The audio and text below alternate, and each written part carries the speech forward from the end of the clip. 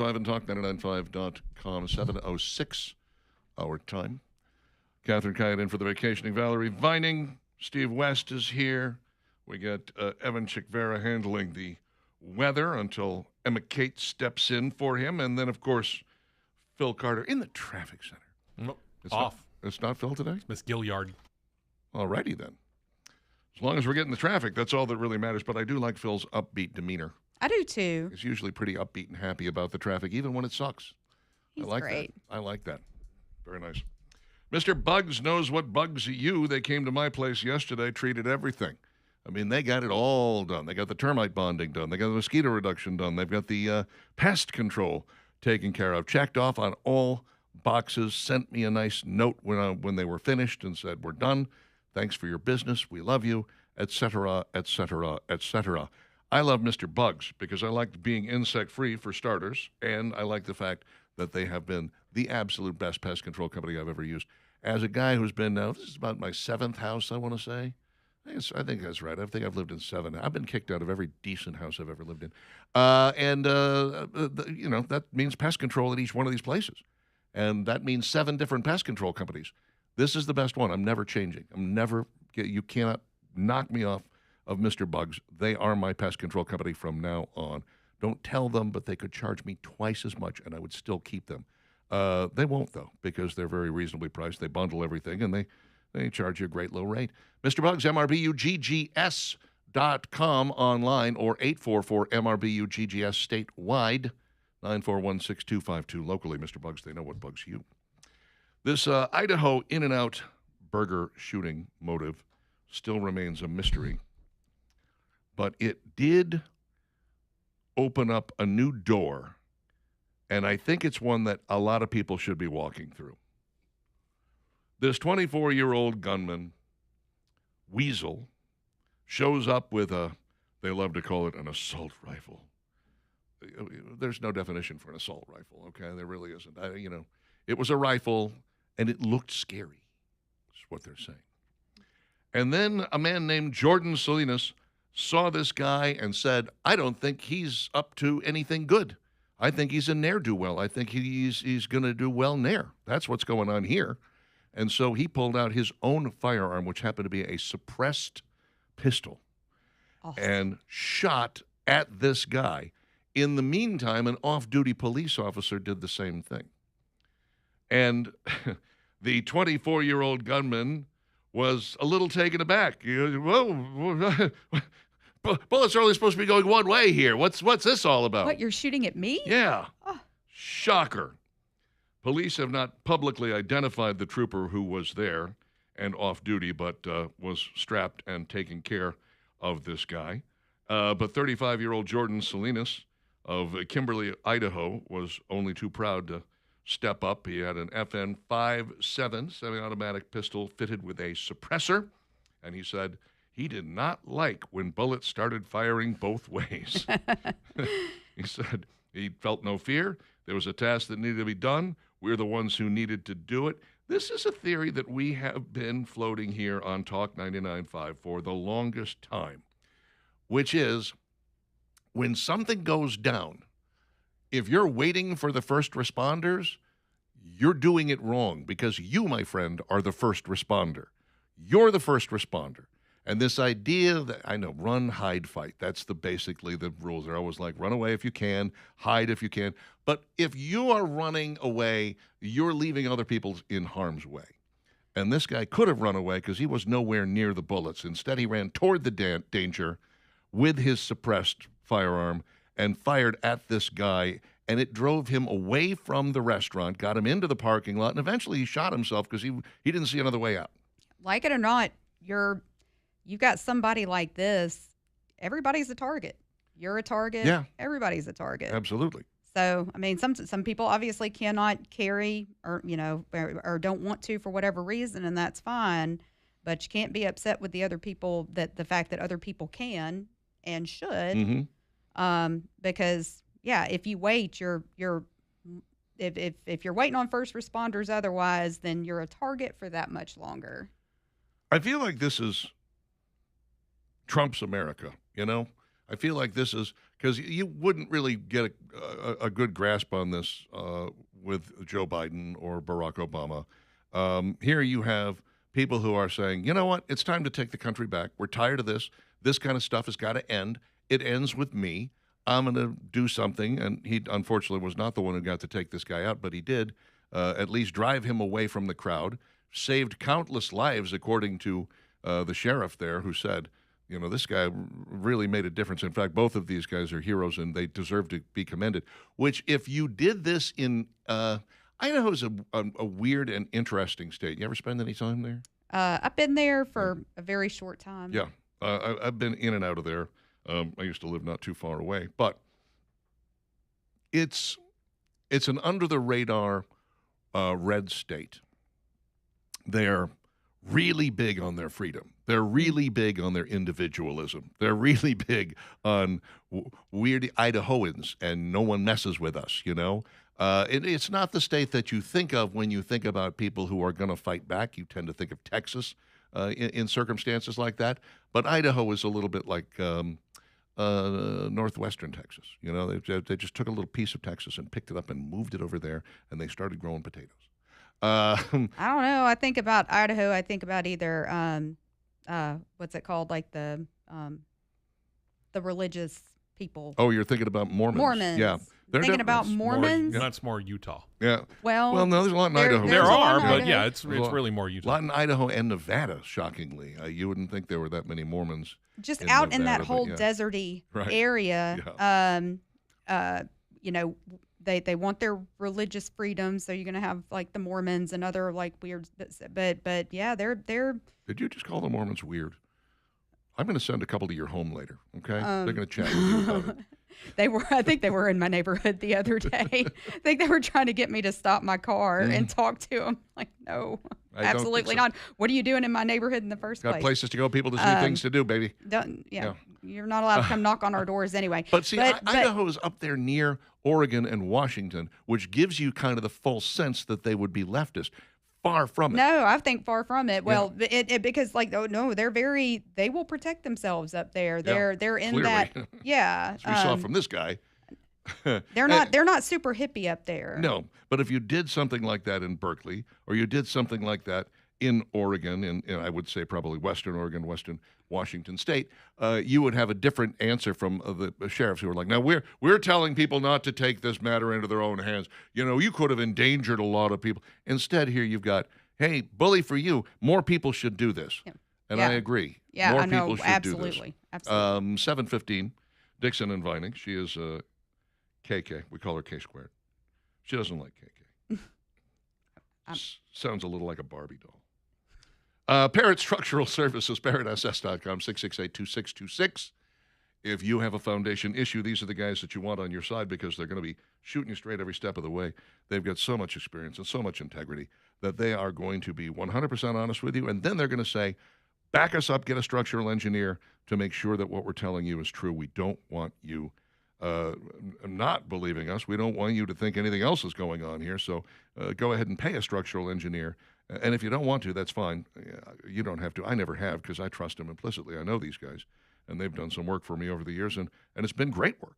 ParrotSS.com, Parrot Structural Services, 668-2626. They're licensed, they're bonded, they're insured, and they are E-Verify compliant.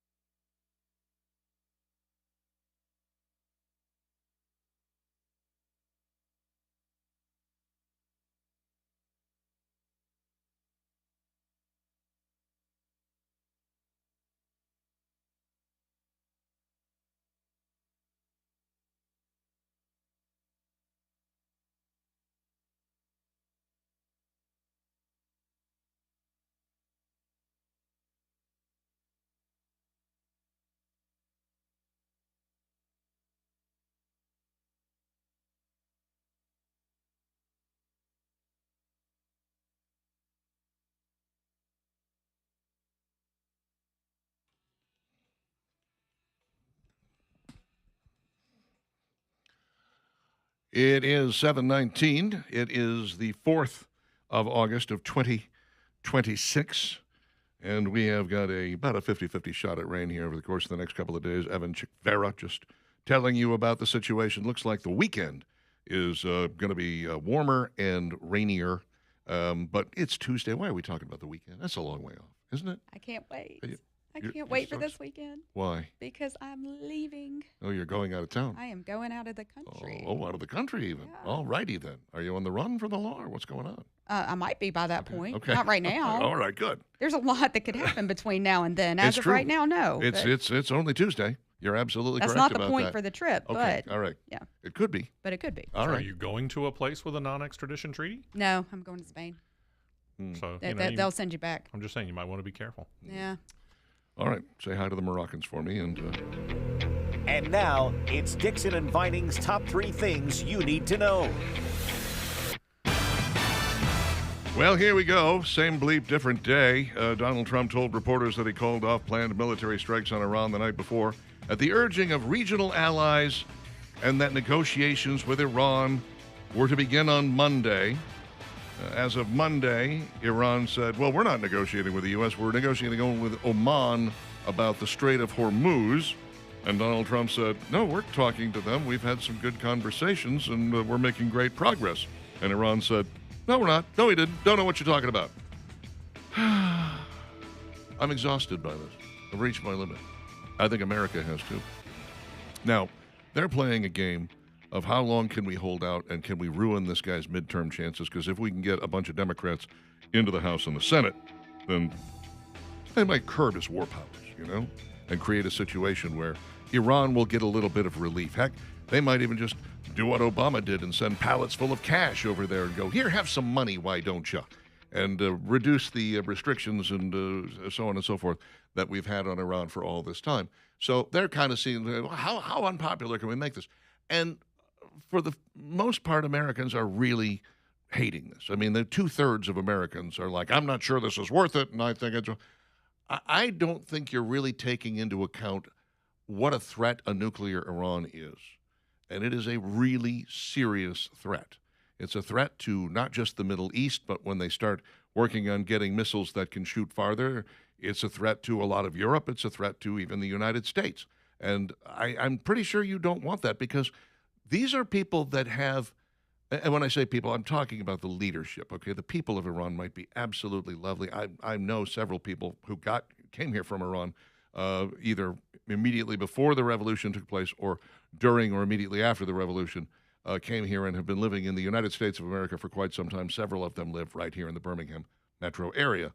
Great people, good people, solid people, salt-of-the-earth people. But the leadership in Iran, it would be akin to giving a 4-year-old a loaded firearm. It's just a bad idea. Yeah. Well, I don't know. I feel like because I've kind of purposely tuned out of some news, but I don't know. It definitely has morphed since it's first started. But I really don't have a whole lot to say. It's going to be over very, very soon. This is going to be over very quickly. It's almost finished. We're pretty much done now. I was all about Khamenei going out. Yeah. 1,000% about that. But then, like, what it's evolved to this point. See, all I can think of is the end of this. When it's over, when we actually achieve our desired goals, and hopefully that will be sooner rather than later, and we have a non-nuclear Iran, we have an open Strait of Hormuz, and the price of oil begins plummeting once again. The stock market goes up. Our economy takes off and runs like crazy. These are all great things. There's very little chance that Iran is going to win this war. The only way they win is by prolonging, and they're doing that right now. But I'd like to believe that Donald Trump and his cabal are strategically using these pauses for something else. Like, for instance, this sort of slipped under the radar. Donald Trump was chatting with troops on their way to Iran the other day. And I thought, he's chatting with troops on their way to Iran. You'll notice they didn't say sailors on their way to Iran. Didn't say Air Force members, pilots. They didn't say anything. Troops on their way to Iran. I thought, that's kind of interesting. We hadn't heard about troops on their way to Iran. I don't know that means boots on the ground or anything of that nature. But I did find that take interesting. And I also find it interesting that he does pause. People are like, he's not diplomatic. He's a wild cowboy. He goes off half cocked. He just shoots. It's ready, fire, aim with him. And I'm thinking, really, because Qatar, Saudi Arabia, the UAE, and others asked him, look, could you maybe not attack and just talk now? Because we'd really appreciate that. And he said, yeah, okay. So that doesn't sound like a cowboy to me. That sounds like a guy, I will give Trump this. He has the art of the deal. Yeah. I mean, so I do think it's what am I trying to say? Like, he's very strong. He's very strong-willed. But when it comes to being diplomatic, he will talk. And he will try to reach that deal, but he'll stand firm. But he will definitely try to reach that deal. So I don't see him as being just like completely unhinged. Sometimes it's good to negotiate while you keep a cocked gun behind your back. Yeah. American manufacturing expanded at the fastest pace since 2022. Pretty amazing, actually. There's a number. You want it to be above 50%. U.S. manufacturing rose to 55.6%. That's the highest since May of 2022. What was going on in May of 2022? You might recall we were coming back from COVID. So basically manufacturing all shut down or all but shut down. There were all kinds of areas that just closed up. We couldn't get chips for cars from China, remember? And then suddenly, we managed to get everything kind of working back again. And so manufacturing increased and expanded and got better. Basically, all it was doing was getting back to where it was before COVID shut everything down. Now we're actually building upon that and making great progress. This was the 7th consecutive month in which the sector's reading came in above the threshold of 50. The employment gauge indicated payroll growth for the first time since September of 23. New orders expanded for the 7th straight month. The measure of production rose to its best reading since late 2021. This is exactly what we were promised. And, Trump said, we're going to bring these manufacturers in here. We're bringing them back here. It's going to take a minute. He's like, it's not going to happen overnight. But they got to build some factories, and then maybe in some cases they're buying some factories that are already in place. And pretty soon you're going to have workers, and you're going to be churning things out, and we're going to be manufacturing in this country once again.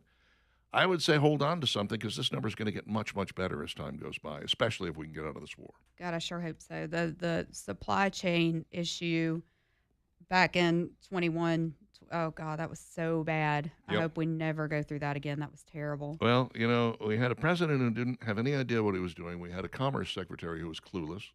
We had a transportation secretary who was clueless. And, these guys, they couldn't figure out how to make any of this stuff work because they were the gang that couldn't shoot straight. Donald Trump comes in a matter of a few months. He's like, all right, here's what we're going to do. And it's all taken care of, and life is good. I mean, some of it had worked itself out by then already, but believe me, when you got a guy with a strong hand who's done this a time or two before, this is what you're looking for. A U.S. Postal Service worker stole a winning lottery ticket that was being mailed through the mail. Because they would never figure out it was them. Ever.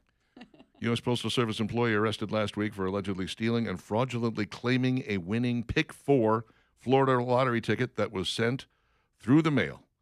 Lakeisha Lockhart, a letter carrier, was arrested on July 23rd. According to Florida Lottery officials, Lockhart admitted to stealing the winning lottery ticket and redeeming it at the Florida Lottery's Miami district office.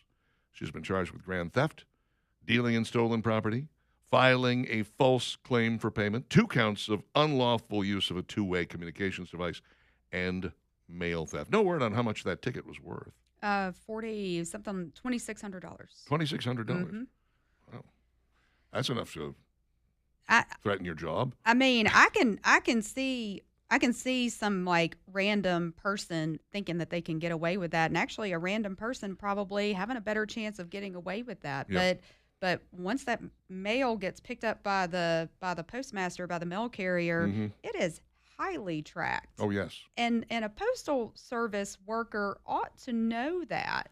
Yeah, I get it on email every single day. I get a rundown of what's coming in my mailbox. Yeah. Which is nice. They stop, they take a picture of everything that goes by. They know where it's going, and they know when it's going to get there. So if it doesn't, something funny happens. They start that process as soon as it starts to get processed. Yes. That process starts. Yeah. So she should have known that better than about anybody. Yeah, I don't know what she was thinking. She was thinking she wanted $2,600. I'm thinking I it's see. Lakeisha Lockhart. I wonder how many she had to go through before she found winning. I wonder how many winning tickets or how many she went through. Maybe $2 tickets here and there. So Oh. I don't know. Yikes! About $3,400 worth. Okay. Would you even like mail in for $2? No, but No. you know what I mean. Like, so she opened the one Yeah. that happened to be. How'd she know that 2,600 that bucks? one happened to be $2,600? I do not know. I have So, no idea. I have questions. Lakeisha. She's the steam queen. Steamed that envelope open. Ran off with the ticket. 7:30 Dixon and Vining Talk 99.5.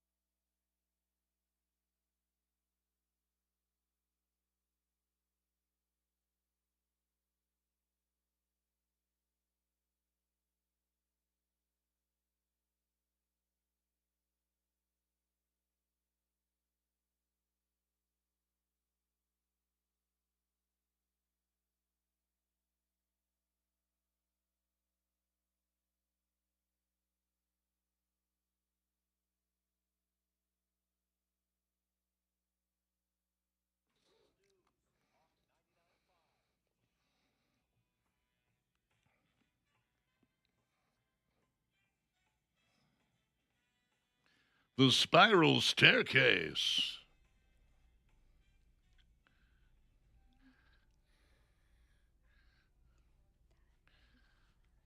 I love this song. 7:35, Dixon Dividing, Talk 99.5, talk995.com. That entire promo that you just heard, especially having to do with the ranch dressing and the air conditioning, was a nice reminder of what a great summer it was with the FIFA World Cup in town. It was so fun. And all of the Europeans and folks from other parts of the world coming here and being like, what is this ranch dressing? My favorite was the guy who said he was going to try. He'd seen all the videos. He said, I'm going to try it. I think it's overhyped.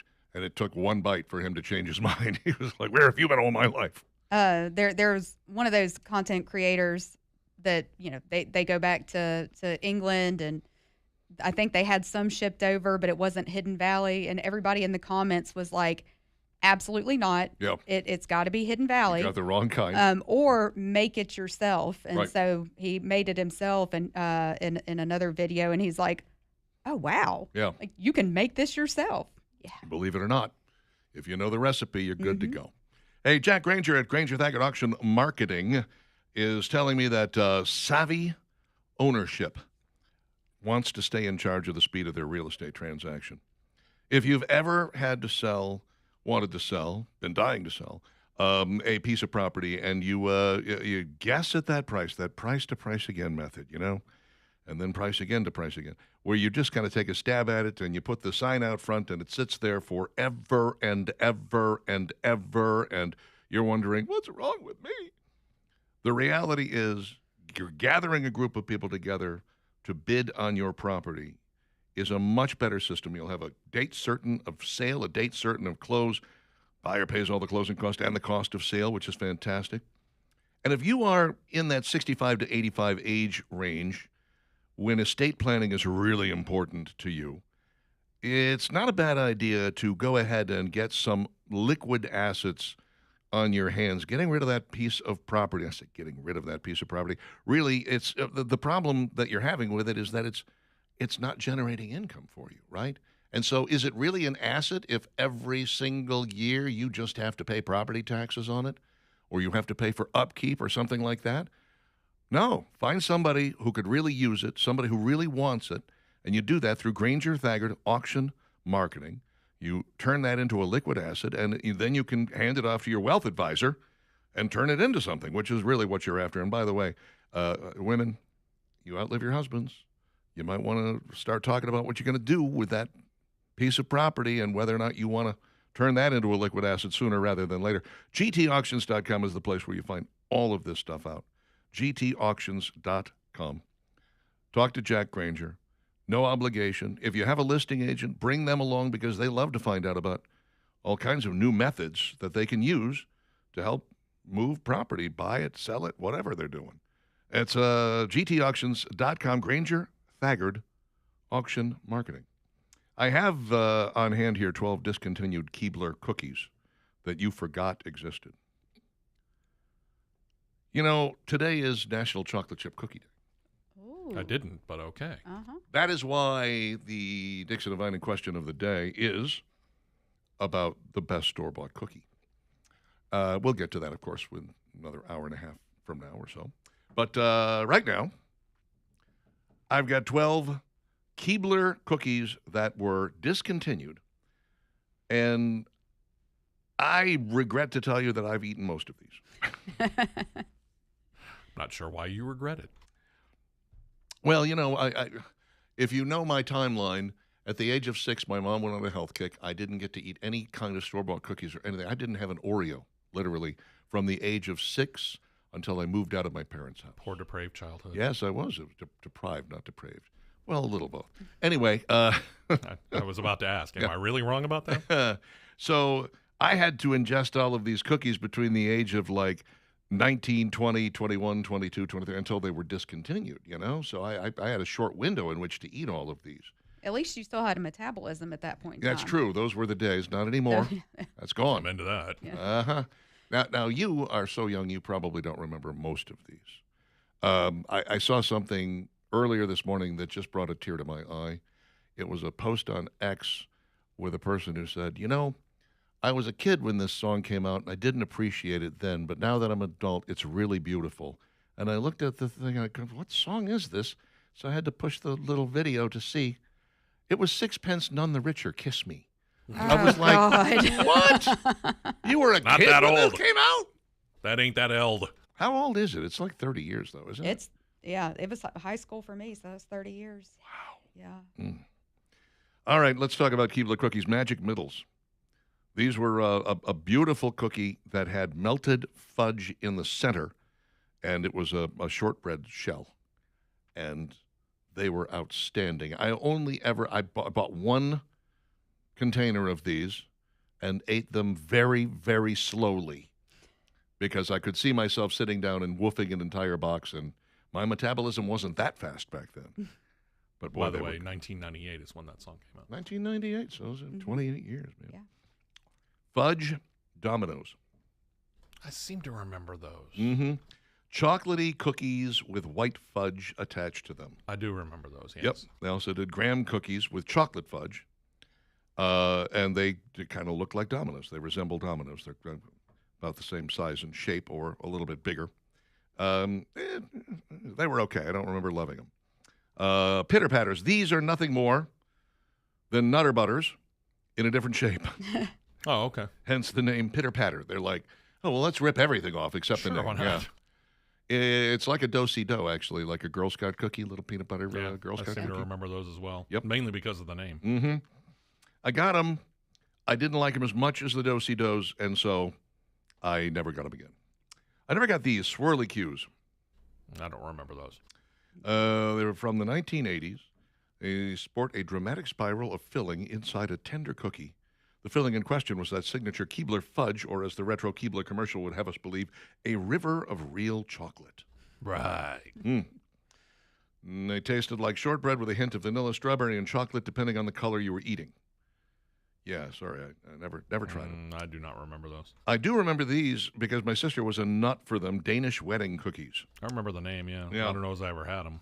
They're round and covered with powdered sugar, Yeah, which made everything a mess. and they're a little dry. Yeah. Yeah. I think my mom bought these once or twice, and my Mm-hmm. brothers and I didn't care for them, so we never bought them again. Based upon what? Like Sandy's? Based upon Sandy's or what? No, they're I don't know what you would call them.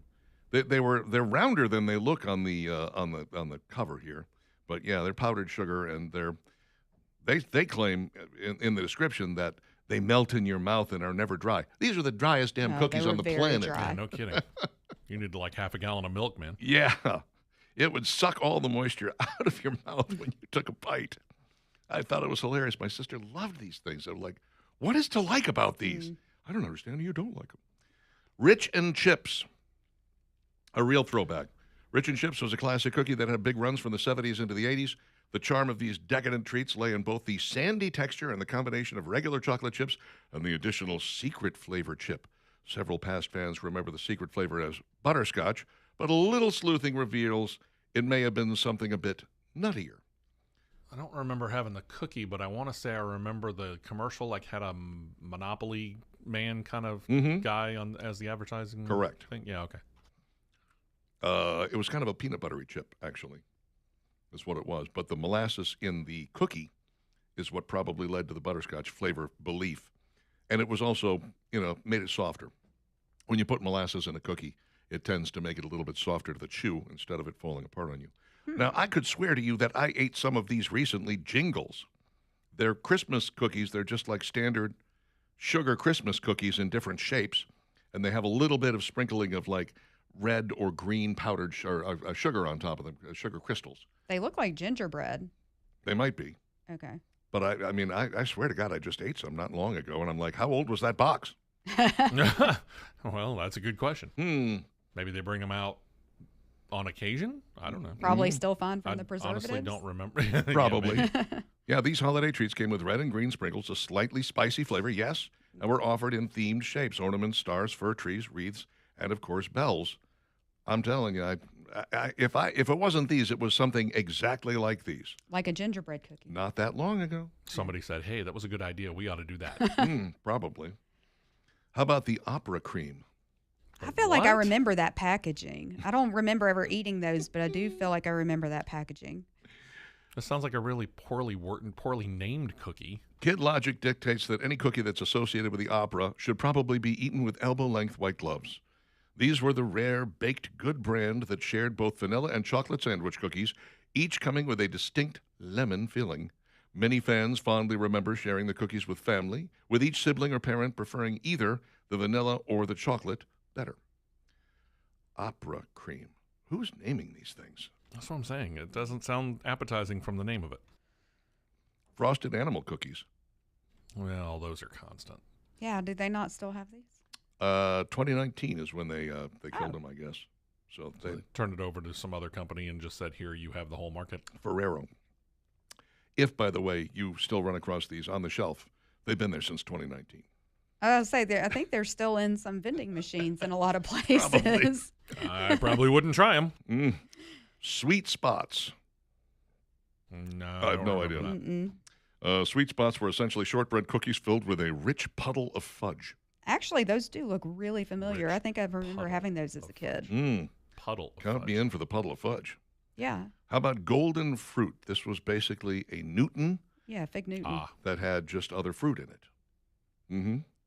Yeah, Similar to they were Garibaldi probably- biscuits. Yeah, they were probably trying to horn in on the market, and they weren't big enough. It was a golden raisin sultana filling to sweeten a razor-thin pastry base. Okay. Basically, it looks like it was a Newton. Yeah. Cookie sticks. Cookie sticks. Cookie No, sticks. Doesn't ring a bell. A cookie shape was a great way for companies to repackage the old recipe in a novel way, such as the tale of Keebler's Cookie Sticks, which came in standard flavors like chocolate chip, peanut butter, and butter. These sweet and crunchy baby baguettes were intended to be an instant milk dunking classic. Heck, it even came with the famous Got Milk slogan tacked into some of the ads. Dunking aside, these cookies became nostalgic icons because of that playful shape. It was playful. It was a playful shape. Yeah. I mean, I it don't sounds know. like a good idea, but I don't remember them. No, I have no recollection of the cookie sticks, I have to admit. I deeply remember space sticks and how they scarred me for life. But these, no, I got nothing.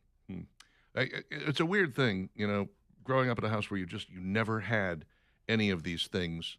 There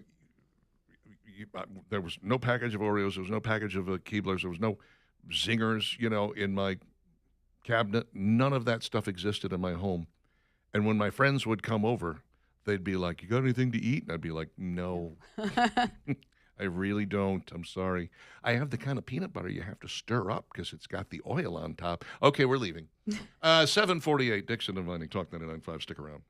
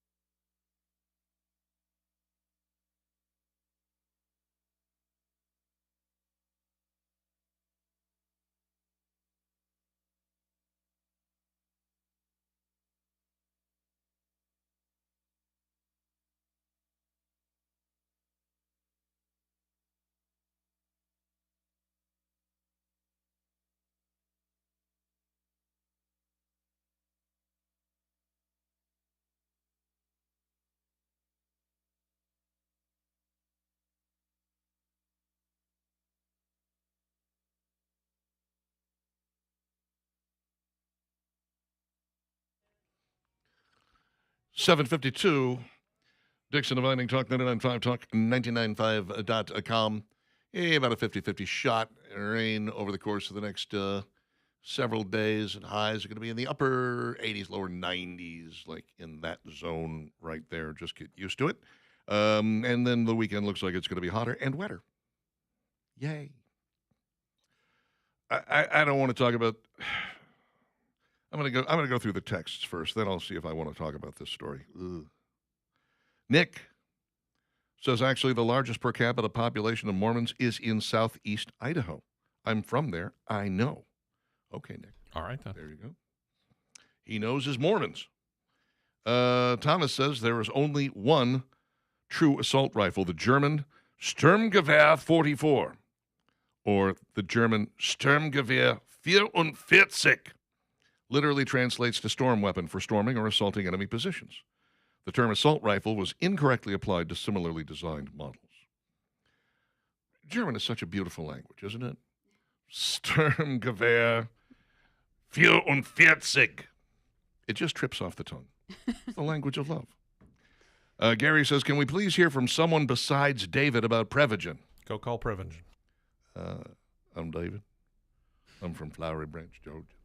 We don't have control over that. That's on them. Actually, there is somebody else who talks about Prevagen on this radio station. Yeah, we do have those yeah. commercials too. Yeah, They just kind of flip back and forth. David stands out because he's from Flowery Branch, Georgia. That he does. Yeah. He's got his attention. Hey, I got a friend who swears by Prevagen, by the way. I've never taken this stuff, but she's like, you ought to. It's like, okay, wow. I think you're trying to tell me something. Sam says, Nutter Butter made chocolate-covered ones recently, but I haven't seen them since. So good.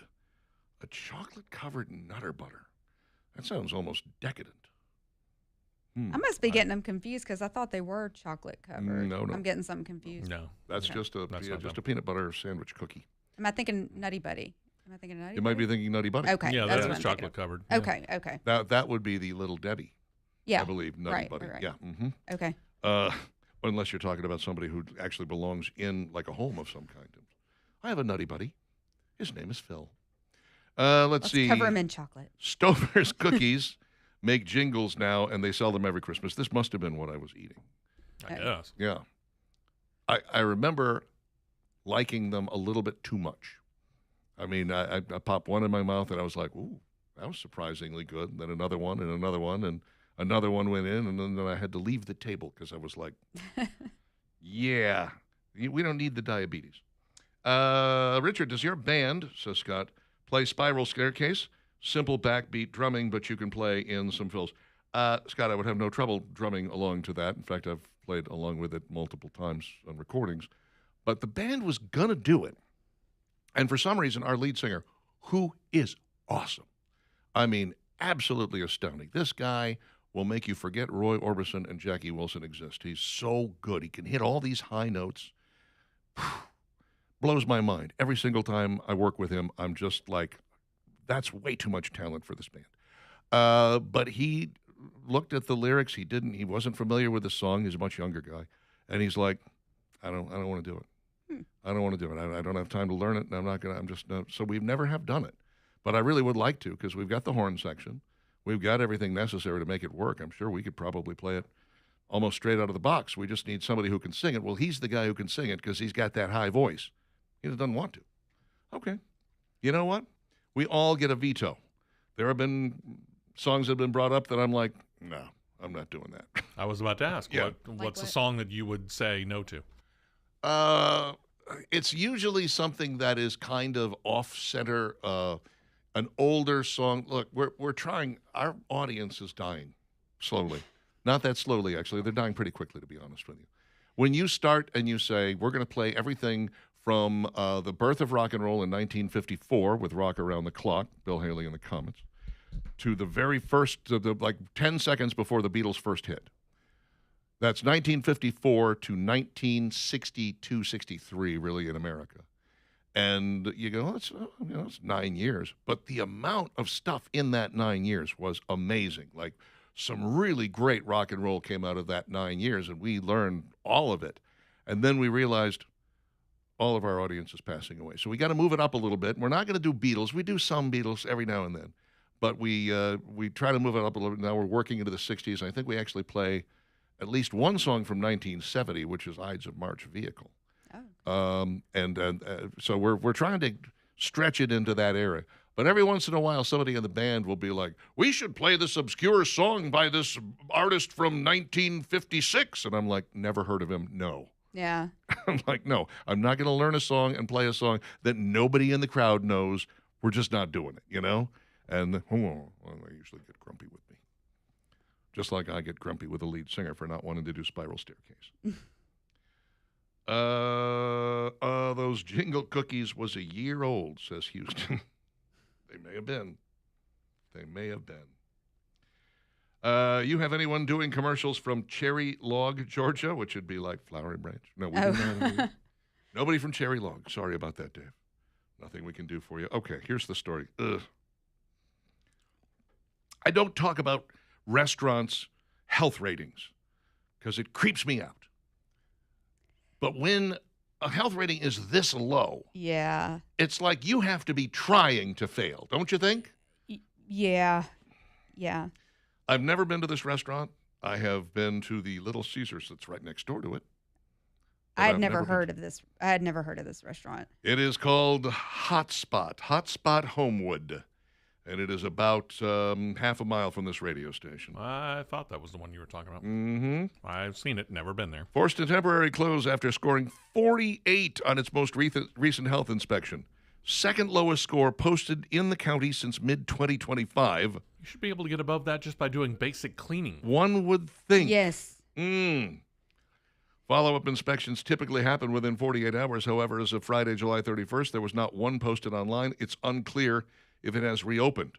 Multiple serious violations, including food items out of temperature in the walk-in cooler, black mold on beverage dispenser nozzles, unlabeled chemical bottles, no employee health policy, and an employee cooking food without gloves. Inspectors also found dead roaches behind the grill and in traps throughout the establishment, according to the inspection report.